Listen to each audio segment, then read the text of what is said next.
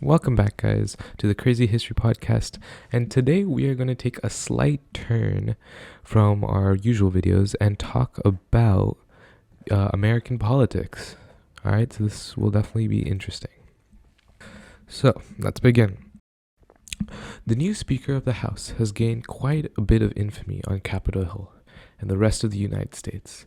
Speaker Kevin McCarthy of California finally won his job after 14 votes by the House, the final ones being somewhat violent and becoming more like a schoolyard than the legislative branch of the United States.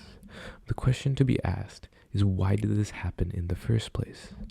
This stems from the 10% of House Republicans, who are a hard-right group that caused a major rift within the Republican Party. Republicans have a majority in the House, but with the right-wingers voting against McCarthy, it resulted in him not being able to get the necessary votes for Speaker. McCarthy admitted that the red wave during the 2022 midterms would get him the representatives necessary for his ascension. But then, when that did not materialize, he made up a new plan. He spent more than $1 million to pro-Trump hard-right representatives in the Freedom Caucus, and banked on the fact that there was no other Republican that would be a large threat to his ambitions. This, he thought, would leave him as the suitable choice, but he did not seem to account the nature of his colleagues. McCarthy was viewed as weak and easily convincing, making the hard-right believe that he could do their bidding, and to an extent, he did. Now, the only way McCarthy was able to get his job was through concessions, and he made compromises with his colleagues to gain the seat he desired. He agreed to allow the ultra-conservative wing of the party approval power over a third of the Republican members in the Rules Committee, which sets the terms of legislative debates, including which bills can be considered and for how long. In effect, that would be giving the faction the ability to block any legislation it did not like from the floor, by banding together with the Democrats, who are all but certain to oppose most Republican bills.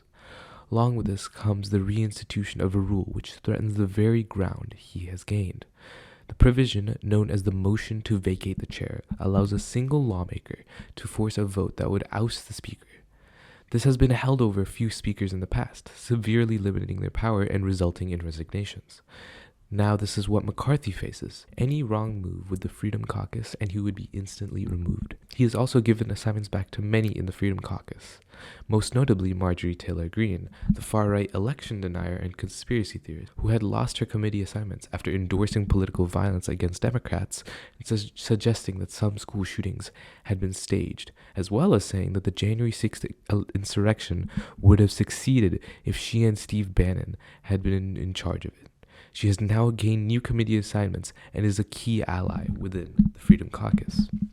These concessions have now left McCarthy a puppet of the Freedom Caucus, needing to listen to their every word if he wants to keep his job, and further consolidating their power within the House while weakening the Republican Party as a whole. This bounce back from January 6th has brought back a lot of concern. Being a minority of the party, the Freedom Caucus is doing everything in its power to change the legislation of Democrats and counter the Democratic-led Senate and White House. They believe that more moderate Republicans are not doing enough to change laws and want to push the Republicans further right to the extreme. This group was founded in 2015, so why did they gain so much power right now?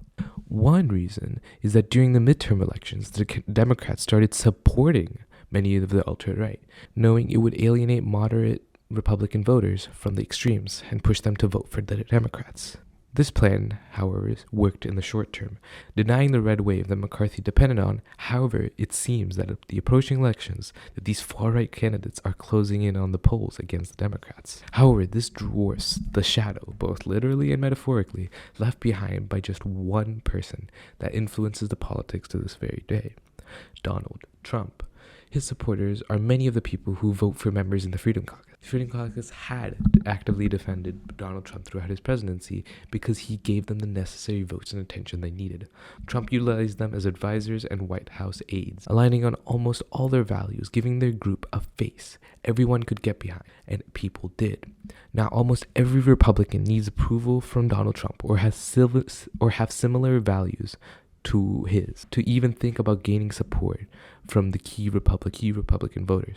The Freedom Caucus has more power than people in Washington like to admit, being an invite group invite-only group, with true members not even being publicly listed.